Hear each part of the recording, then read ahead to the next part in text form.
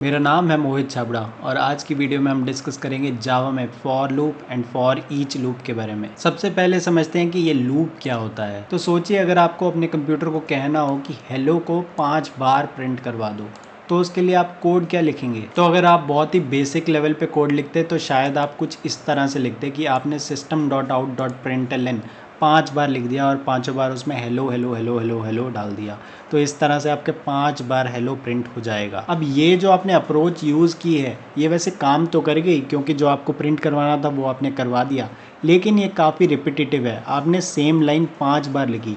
अब 5 बार तो काम चल गया। सोचिए अगर आपको ये लाइन 100 बार लिखवानी होती या फिर 1000 बार लिखवानी होती तो क्या होता। आप लिखते लिखते परेशान हो जाते। और उसके अलावा इसमें गलती के भी काफ़ी चांसेस हैं, क्योंकि ये मैनुअल प्रोसेस है। तो इसी चीज़ के लिए काम आते हैं लूप्स।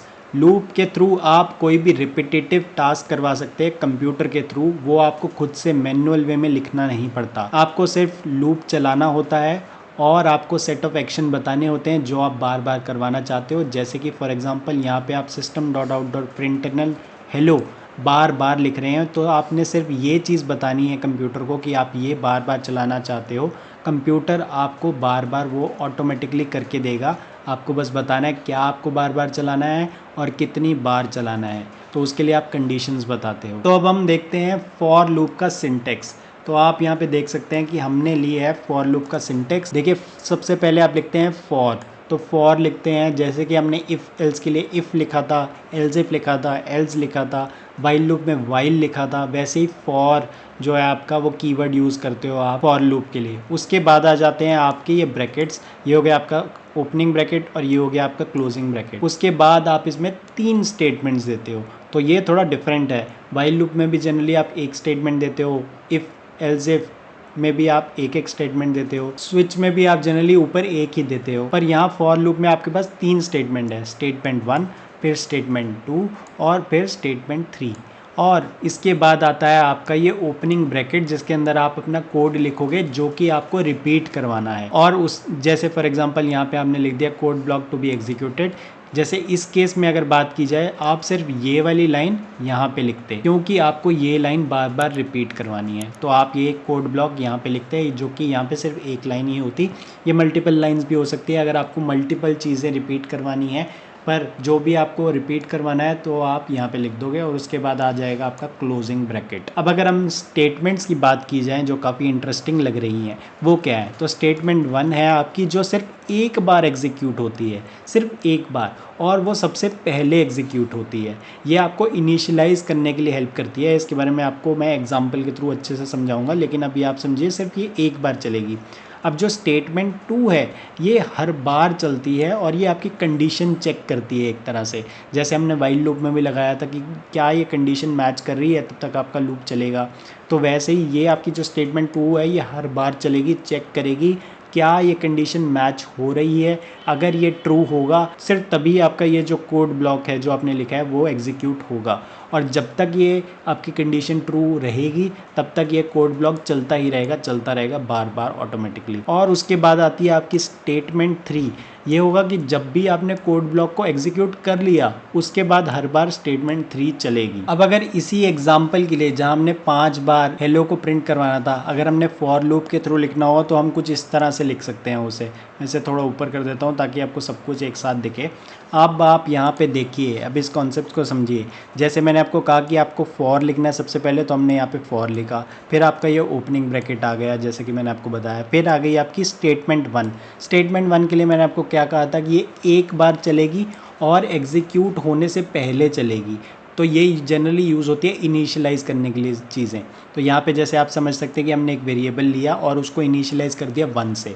तो आप ये किसी भी चीज़ से इसको इनिशियलाइज़ कर सकते थे, पर ये एक बार ही चलेगी। तो आप इसमें कुछ भी लॉजिक लिख सकते हो जो एग्जीक्यूट होने से पहले सिर्फ पहली बार चलेगा। ठीक है, तो हमने यहाँ पे कर दिया इंट जो है वो i = 1 से शुरू हो रहा है। उसके बाद आती है आपकी स्टेटमेंट 2 जो हर बार चलती है और ये चलती है before execution of the code. जब ये ट्रू होगी तभी आपका ये कोड ब्लॉक चलेगा। जब ये फॉल्स हो गई आपका ये कोड ब्लॉक नहीं चलेगा, आपका लूप खत्म हो जाएगा। तो यहाँ पे हमने कंडीशन क्या दिया है, i is smaller equal to 5। ये क्यों दिया है, क्योंकि हमें जो है ये 5 बार चलाना था, हमने लिखा था 5 टाइम्स, करेक्ट। तो हमने 1 से शुरू किया, तो 1 एक बार हो गया, फिर 2 हो गया, फिर 3 हो गया, फिर 4 हो गया, फिर 5। तो 5 तक जब ये चलेगा तो सही है।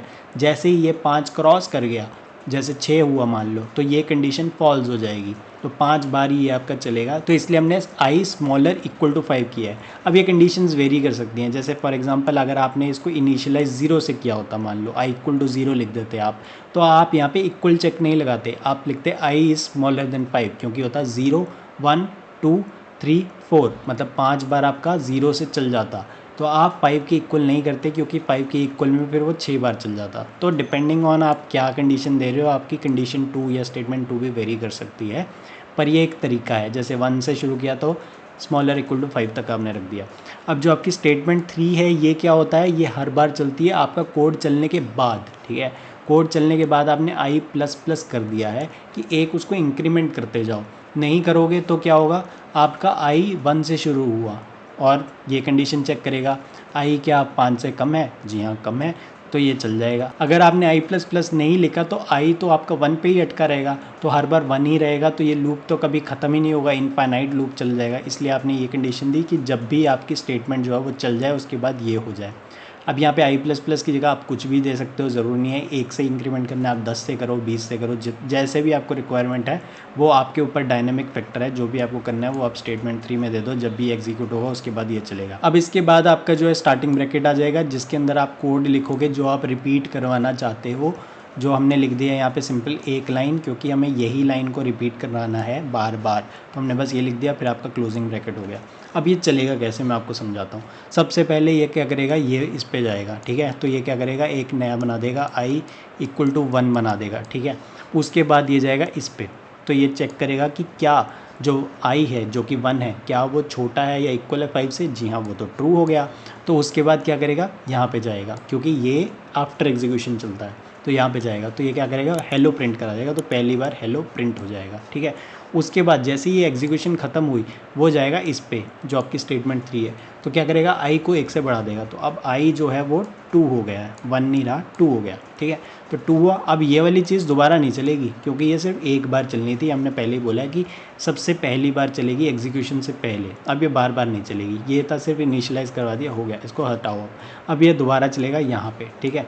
यहाँ पे आया तो चेक करेगा क्या जो आपका i है जो कि अभी 2 है, क्या वो छोटा है या इक्वल है 5 से, जी हाँ बिल्कुल ट्रू है। तो अब ये नहीं चलेगा, क्योंकि ये आफ्टर एग्जीक्यूशन चलता है, करेक्ट। तो फिर यहाँ पे डायरेक्ट जाएगा दोबारा, तो हेलो सेकंड टाइम पे प्रिंट हो जाएगा, ठीक है।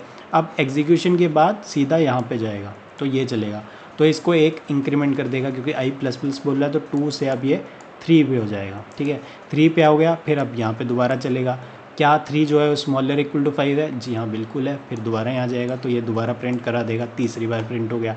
फिर यहाँ जाएगा, फिर ये इसने बोला i प्लस प्लस करो भाई, तो i को 3 से हमने कर दिया, चलो कर देते हैं, 4 कर दिया अभी हमने, 4 किया। उसके बाद ये दोबारा इस कंडीशन पे चेक करने जाएगा, क्या आपका 4 जो है वो स्मॉलर इक्वल टू 5 है, जी हाँ बिल्कुल ट्रू है।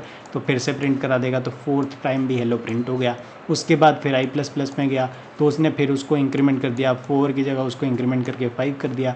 अब दोबारा चेक करेगा कि क्या जो आपका 5 है वो स्मॉलर इक्वल टू 5 है, इक्वल के कारण ये कंडीशन फिर से ट्रू हो गई है। अब ट्रू हो गई है तो फिर यहाँ जाएगा, तो इसको प्रिंट कराएगा, तो 5वीं बार भी ये प्रिंट हो गया। अब उसके बाद क्या होगा, ये यहाँ जाएगा, i प्लस प्लस किया तो 5 की जगह अब जो आ गया आपका i हो गया 6 हो गया। तो अब इस कंडीशन में जाएगा एग्जीक्यूट होने से पहले, क्या 6 जो है वो स्मॉलर इक्वल टू 5 है, जी नहीं, ये कंडीशन हो गई है आपकी फॉल्स। तो जब ये फॉल्स हुई तो ये वाली स्टेटमेंट अब नहीं चलेगी। तो आप देख सकते हो ये 5 बार ही प्रिंट होगा, 6ठी बार प्रिंट नहीं होगा। और जब ये हुआ आपका लूप हो गया फिनिश, ख़त्म, टाटा बाय बाय। तो ये आपका लूप इस तरह से रुक गया जब भी आपकी ये जो स्टेटमेंट 2 है ये ट्रू नहीं हुई। जैसे ये फॉल्स हुई आपका जो लूप है वो बंद हो जाएगा। तो ये हमने एग्जांपल लिया था 5 का, आप इस तरह कुछ भी लिख सकते हो कि 5 की जगह आपने 100 कर दिया, 1000 कर दिया, तो वो 1000 बार प्रिंट करवा देगा। अब मान लीजिए आपने i प्लस प्लस लिखा है, इस तरह से बहुत सारे एग्जांपल हो सकते हैं कि किसी कंडीशन में आपको मान लो सिर्फ टेबल प्रिंट करवाना है, जैसे 10 का, तो सबसे पहले होता है 10, फिर होता है फिर 20, फिर होता है 30, फिर 40, और ऐसे ऐसे चलता जाता है, जैसे 1000 तक आपको प्रिंट करवाना था, ठीक है। तो आप उसके लिए क्या करोगे, for int i equal to 1 की जगह आप डाल दोगे 10 क्योंकि आपको 10 से स्टार्ट करना है, ठीक है। उसके बाद जो i है वो स्मॉलर इक्वल टू क्या कर दोगे आप, 5 की जगह आप कर दो 1000 क्योंकि आपको 1000 तक चलाना है। और जो i है वो क्या करोगे आप, अब i प्लस प्लस करोगे तो गड़बड़ हो जाएगी ना, तो 10 से शुरू किया अगली बार तो 11 हो जाएगा, नहीं आप क्या करो i equal to i plus 10, इस तरह से आप लिख दो इसको कि हर बार 10 से बढ़ा भाई, 10 से बढ़ा इसको। तो ये i equal to i plus 10 कर दिया आपने, कि सबसे पहले 10 था, फिर हो जाएगा i प्लस 10 यानी कि 20, फिर 30, फिर 40, ऐसे ऐसे चलता जाएगा और इस तरह से सब प्रिंट कराता जाएगा। जब 1000 होगा, अब आपने कंडीशन यह हुई कि i smaller equal to 1000 equal to 1000, सही बात है, तो प्रिंट करा देगा 1000 प्रिंट करा देगा। फिर उसके बाद ऐड कर देगा 1000 प्लस 10 मतलब 1010 हो गया, ठीक है। फिर ये कंडीशन पे चेक करेगा कि क्या 1010 इज स्मॉलर देन 1000, जो कि फॉल्स हो जाएगा, तो वहाँ पे लूप रुक जाएगा। तो ये सिंपली प्रिंट करवा देगा इस तरह से ऐसे। तो आई होप आपको ये समझ आया हो जो मैंने अभी बोला है। स्टिल मैं आपको एक बार लिख के भी दिखा देता हूँ ताकि आपको आइडिया रहे। हमने कुछ इस तरह से बोला, i इक्वल टू 10 से स्टार्ट करेंगे क्योंकि फर्स्ट जो है हमें 10 प्रिंट करवाना था। उसके बाद हम करेंगे i स्मॉलर इक्वल टू 1000, उसके बाद हम कर देंगे i equal to i plus 10 और इस तरह से हम इसके अंदर लिख देंगे, कुछ भी आप लिख सकते हो। SOP कर देता हूँ मैं, अभी फुल फॉर्म नहीं डालने का मन कर रहा मेरा, तो आई को इसके अंदर प्रिंट करवा दिया। तो इस तरह से आप इसका कोड ये समझ लो कि हमने किया कि आप कंडीशंस कुछ भी दे सकते हो, किसी भी तरह से लिख सकते हो। तो इस तरह से आप समझ सकते हो जो आपकी स्टेटमेंट 1 है, जैसे यहाँ है, तो ये इनिशियलाइज के लिए होती है या स्टार्टिंग पॉइंट बोल सकते हो आप इसको। जो आपकी स्टेटमेंट 2 है वो बेसिकली आपकी एक्चुअल कंडीशन है, जब तक ये ट्रू होगी आपका लूप चलता रहेगा, आपकी जो कोड है वो एग्जीक्यूट हो जाएगा। जब भी ये फॉल्स होगी आपका जो कोड है वो एग्जीक्यूट होना बंद हो जाएगा, तो आपका लूप रुक जाएगा। और जो आपकी स्टेटमेंट 3 है वो एक तरह से आपका स्टेप हो गया कि इंक्रीमेंट करने के लिए, बढ़ाने के लिए या डिक्रीमेंट करने के लिए, ताकि जो हर बार वो जो आपकी कंडीशन है वो उसके लिए वैल्यूज़ जो है चेंज हो, कि कहीं जाकर आपका लूप रुके भी, ऐसा ना हो कि चलता ही रहे इनफाइनाइट, वो तो गड़बड़ हो जाएगी ना। तो इसलिए आपका जो स्टेप है वो भी ज़रूरी है, यानी स्टेटमेंट 3 भी ज़रूरी है। लेकिन जो सबसे इंपॉर्टेंट हो गई वो आपकी स्टेटमेंट 2 होगी, जो कंडीशन चेक कर रही है कि ये वैलिड है या नहीं। तो एक बार मैं आपको इंटेलिजेंट में भी लिख के दिखा देता हूँ जिससे आपको और आइडिया लगेगा। तो यहाँ पे हम क्या करने वाले हैं, फॉर लूप लगाने वाले हैं। तो सबसे पहले हम लिखेंगे फॉर कीवर्ड, उसके बाद हम स्टार्टिंग ब्रैकेट दे देंगे और एंडिंग ब्रैकेट दे देंगे। सबसे पहले हम देंगे जो हमारी स्टेटमेंट 1 है, जो कि होगी इंट i इक्वल टू, जैसे हमने 10 20 30 वाला एग्जांपल लेते हैं, 10 ले लेते हैं स्टार्टिंग में। उसके बाद हम स्टेटमेंट 2 देने वाले हैं जो बेसिकली चेक करेगी क्या ये वैलिड है या नहीं, जिसके बेसिस पे आपका जो कोड है वो एग्जीक्यूट होगा। तो i जो है वो स्मॉलर इक्वल टू डाल देते हैं 1000, क्योंकि हमने बात की थी कि 10 का टेबल लिखना है 10 से 1000 तक, 10 से 100 तक नहीं लिख रहे हैं हम, थोड़ा एक्सटेंड कर रहे हैं, 10 से 1000 तक लिख रहे हैं। और उसके बाद हम क्या करेंगे, i को सिंपली प्लस प्लस नहीं लिखेंगे कि नहीं तो फिर 10 11 12 हो जाएगा, वो तो गलत है, हमें तो टेबल बताना है। तो आप क्या करोगे, i equal to i plus 10, इस तरह से आपने लिख दिया। उसके बाद आप दोगे एक स्टार्टिंग ब्रैकेट जिसके अंदर आपका कोड होगा। तो उसमें आपने क्या लिखना है, system dot out dot print ln, आपने इसमें डाल दिया i। तो मैं i को ही प्रिंट करवा रहा हूँ सिंपली। तो एक बार मैं अब चला के देखता हूँ कि जो हमने लॉजिक बताया क्या वो चल भी रहा है, कि हम ऐसे ही मतलब लगे हुए हैं कुछ भी बोल रहे हैं। तो चलिए चला के देख रहे हैं और आप यहाँ पे देख सकते हैं हुआ क्या, कि स्टार्ट हुआ ये 10 से, 10 20 30 40 50 60 70 100, आप यहाँ पे देख सकते हैं उसने 10 10 बढ़ाकर हर बार उसको प्रिंट करवा दिया है। तो ये जो मैनुअली अगर आप ये लिखते हैं तो सोच सकते हैं आप कितने परेशान हो सकते थे, कोई गलती भी कर सकते थे। मान लो 710 लिखने की जगह आपने कुछ गलत कर दिया तो पूरा का पूरा जो आपने आउटपुट दिया वो गड़बड़ हो जाएगा, गलत हो जाएगा, और कुछ डायनेमिक भी नहीं रहता। अगर आप उसको ऐसे ही लिखते रहते तो मतलब फ़ायदा क्या हुआ कोड करने का। कोड किया है तो बेसिकली अब कुछ लग रहा है ना कि हमने एक दो लाइन का, कि हम ऐसा कुछ लग रहा है ना कि हमने 1 2 लाइन का कोड लिखा और देखिए आउटपुट देखिए, क्या मज़ा आ गया यार देख के। 1000 तक प्रिंट करवाया, क्यों, क्योंकि 1000 के ऊपर जब भी आपका ये जाएगा तो वो वहाँ पे रुक जाएगा। तो इस तरह से हमने फॉर का एक एग्जांपल लिया। यहाँ पे आप कंडीशंस कुछ भी लिख सकते हो बेस्ड ऑन योर रिक्वायरमेंट। जैसे हमें यहाँ पे 10 का टेबल चाहिए था टिल 1000, तो हमने वो कंडीशंस लिखी। आपको कुछ और रिक्वायरमेंट हो उसके अकॉर्डिंग आप इन्हें चेंज कर सकते हो। और फ़ायदा ही यही है, आपको बस सिंटेक्स बेसिक का पता होना चाहिए, आप इसमें कुछ भी डाल सकते हो जिससे आपको डायनेमिक रिजल्ट्स मिल जाएंगे। तो अब हमने फॉर लूप के बारे में समझ लिया है। अब हम वापस चलते हैं और समझते हैं फॉर ईच लूप के बारे में। अब यहाँ पे आप क्लियरली देख सकते हो फॉर लूप में हमने क्या किया कि इंडेक्सेस की बड़ी प्रॉब्लम है। जैसे int i equal to 0, i कहाँ तक जाएगा, ये सब चीज़ें। और जैसे एरे में आप देख रहे होते तो आप डालते उसका एरे का इंडेक्स इंडेक्स, ये जैसे मान लो कि एरे को प्रिंट करवा के देखते हैं। तो वापस चलते हैं इंटलाइजर में, फॉर लूप का एग्जांपल देखते हैं एरे के साथ, जिससे आपको फॉर ईच का भी मैं और अच्छे से समझा पाऊंगा। अब यहाँ पे सिंपली मान लो हम एक स्ट्रिंग एरे ले लेते हैं जिसमें हमने डाल दिया 1 2 3, ठीक है। अब फॉर लूप से इन सबको प्रिंट करवाना हो तो आप कैसे करोगे? For int I equal to 0, क्योंकि इंडेक्सेस जो हैं वो एरे के 0 से शुरू होते हैं, तो मैंने उसको इनिशियलाइज 0 से ही किया है। अब आई कहाँ तक जाएगा? वो जाएगा str.length तक। तो बेसिकली लेंथ होता है आपका एरे का मेथड जहाँ पे लेंथ निकालते हैं। अगर डीएसए के बेसिक्स जानना चाहते हो तो मेरी इस वीडियो को आप रेफर कर सकते हो। तो यहाँ पे लेंथ तक गया कि एंड तक जाएगा, फिर आई प्लस प्लस कर दिया। ये हमने लेंथ तक क्यों पहुँचाया? क्योंकि जो इंडेक्सेस होते हैं वो 0 से n-1 तक जाते हैं, जहाँ पे n नंबर ऑफ एलिमेंट्स, तो इसलिए हमने स्मॉलर तक रखा, इक्वल नहीं रखा। अगेन अगर आप अच्छे से इसे समझना चाहते हो तो वीडियो को रेफर करो डीएसए की। तो इसके अंदर हम क्या करने वाले हैं? system.out.println, और इसके अंदर हम करेंगे stri, ठीक है, एरे को क्योंकि हमने निकालना है तो इसलिए हमने इस तरह से कर दिया। तो अब यह क्या करेगा? एक एक करके 1 2 3 प्रिंट करवाना चाहिए। देखते हैं चल भी रहा है कि नहीं। तो बिल्कुल सही चल गया है, आप देख सकते हो। यहाँ पे थोड़ा जूम करके दिखा देता हूँ आपको।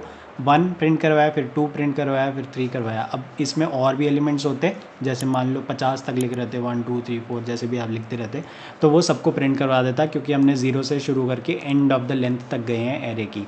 तो ये हो गया आपका फॉर लूप। पर आप यहाँ पे देख सकते हो कि हमने इंडेक्स पे बहुत खेला है कि 0 से शुरू करो, लेंथ तक जाओ, यहाँ पे भी stri लगाओ। मतलब थोड़ा यार लग रहा है कि ज़्यादा खेल रहे हैं हम इंडेक्सेस में।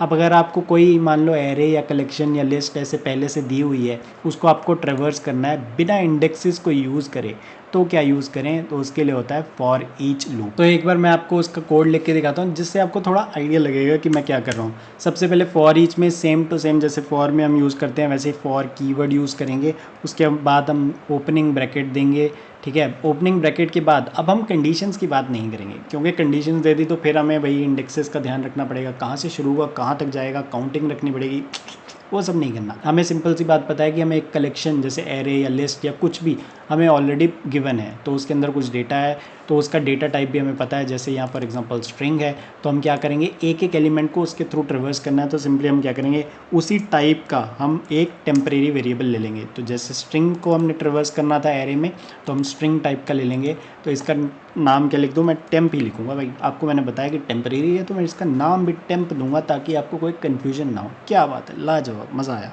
अब इसके बाद क्या करना है कि ये पूरे एरे को ट्रेवर्स करना चाहता है, तो अब मैं क्या लिखूँगा? एक एडिशनल, इस तरह से हम डालते हैं। ये सिंटेक्स है, आप समझिए कि कॉलन टाइप है कि आप क्या करोगे कि हर एक एलिमेंट को जाके कर रहे हो। अब कहाँ पे करना है, किस चीज़ पे करना है? तो वो हमें करना है str पे, तो उसके बाद लेंगे str, ठीक है। तो ये बेसिकली क्या कह रहा है कि जो स्ट्रिंग टाइप का है टेम्परेरी वेरिएबल, एक एक करके पूरे इस एरे को, यहाँ पे कोई लिस्ट भी हो सकती है या कुछ और भी हो सकता है, एक एक करके उस पूरे को ट्रेवर्स कर रहा है। अब क्या करना क्या है? इसके अंदर जाके आपने सेम चीज़ करनी है, system.out.println, तो करा देते हैं system.out.println। और उसके अंदर अब हम इंडेक्सेस के बारे में नहीं सोचेंगे, हमने सिंपली क्या करना है? टेम्प को प्रिंट करवा देंगे। टेम्प एक एक करके इसको सबको प्रिंट करा देगा। तो मैं आपको प्रिंट करवा के दिखाता हूँ कि क्या ये चल भी रहा है या नहीं। सबसे पहले आ गया आपका फॉर लूप के थ्रू इसने आई को, इंडेक्सेस को यूज़ कर करके जो भी है प्रिंट करवाया 1 2 3। उसके बाद जो आपका फॉर ईच लूप है, यहाँ पे मैं लिख भी देता हूँ, ये हो गया आपका फॉर ईच लूप, ठीक है। और ये जो हो गया आपका, ये हो गया नॉर्मल फॉर लूप, ठीक है। तो इस तरह से आपने ये कर दिया कि दोनों आपको लिख के दिखा दिया मैंने, और ये जो है फॉर ईच के कारण ये इसने ये प्रिंट करवा दिया है। तो हमने दोनों तरीके देख लिए। अब हुआ क्या कि सबसे पहले ये बताता है कि डेटा टाइप, ठीक है, क्योंकि str जिसको हम कर रहे थे, जो एरे है उसको ट्रेवर्स करना है, उसका जो है टाइप जो है वो स्ट्रिंग है। आप यहाँ पे देख सकते हो कि हमने उसको स्ट्रिंग टाइप का रखा था, तो इसलिए जो उसको ट्रेवर्स करेगा वेरिएबल, उसका टाइप भी आपको सेम ही रखना चाहिए। तो आपने सेम टू सेम यहाँ पे स्ट्रिंग रख लिया। तो ये रिप्रेजेंट कर रहा है आइटम का टाइप, जिस भी चीज़ को आप ट्रेवर्स करना चाह रहे हो। तो यहाँ पे हम स्ट्रिंग एरे को ट्रेवर्स कर रहे थे, तो इसलिए हमने उसका डेटा टाइप जो भी रखा वो भी स्ट्रिंग रखा। उसके बाद ये जो है ये टेम्परेरी नेम है, जो करंट आइटम पे आप पहुँचे हो, जो एरे को ट्रेवर्स कर रहे हो, जिस आइटम पे पहुँचे हो, उसका हमने टेम्परेरी नेम लिख दिया है। और उसके बाद ये एक सिंटेक्स है, आप समझ सकते हो, कॉलन हमने लगाया है कि, और उसके बाद आपको लिखना है किसको आपको ट्रेवर्स करना है। हमने यहाँ पे स्ट्रिंग एरे को ट्रेवर्स करना है जिसका नाम str है, तो हमने str यहाँ पे दे दिया। उसके बाद सेम टू सेम है आपके, ये ओपनिंग ब्रैकेट हो गया, आपने कोड लिखा कि आपको क्या कराना क्या है, हमें जो है प्रिंट करवाना है जो टेम्प है एक एक करके जो आपका एरे है उसमें आगे बढ़ रहा है, तो हमने सिंपली टेम्प को ही प्रिंट करवा दिया यहाँ पे, और ये आपका हो गया क्लोजिंग ब्रैकेट। तो बात यही है कि फॉर ईच लूप आप कब यूज़ कर सकते हो, आप यूज़ कर सकते हो जब आपको मान लो कि एरे या कोई कलेक्शन जैसे लिस्ट और इन सब तरह की चीज़ें आपको पहले ही प्रोवाइडेड हो और आप उनमें कोई इंडेक्स के थ्रू नहीं खेलना चाहते, कि जैसे i = 0 से लेके लेंथ तक जाओ फिर इस इंडेक्स पे जाओ, ये सब चीज़ें आप नहीं करना चाहते, तो आप सिंपली उसको फॉर ईच के थ्रू आप ट्रिवर्स करवा सकते हो। ज़्यादा वैसे देखिए फॉर लूप काफ़ी ज़्यादा यूज़ होता है, ऐसी बात नहीं है, इसका सिंटेक्स आपको आना ही चाहिए, पर फॉर ईच का भी आपको पता हो तो बेटर है। लेकिन फॉर लूप को कभी मत भूलना है, for loop is very important, आपको बहुत यूज़ आएगा। ट्रेडिशनल एक तरह से स्टाइल है कि फॉर ईच तो आपका कहीं कहीं जगह ही लगेगा, पर फॉर लूप आप कहीं पे भी लगा सकते हो, कहीं पे भी लगा दो, ये यहाँ से शुरू कर यहाँ तक जा और कर दे काम, तो वो आपका कर देगा। तो ये आपको याद करना ज़रूरी है।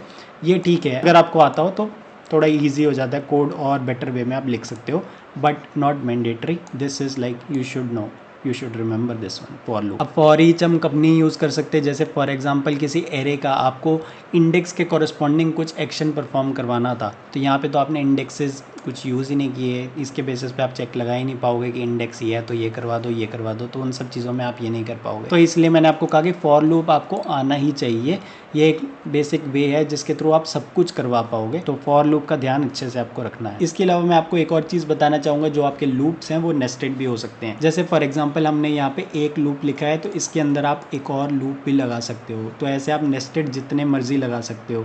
ठीक है, इसका क्या मतलब है कि जैसे इसके अंदर आप एक और लगा दो, फॉर इंट j = जैसे कुछ भी 10, इस ऐसे इसके बाद j > 100, ऐसे j++, मतलब कुछ भी आप लगा सकते हो। एक लूप के अंदर एक और लूप हो सकता है, तो इसे नेस्टेड लूप कह देते हैं।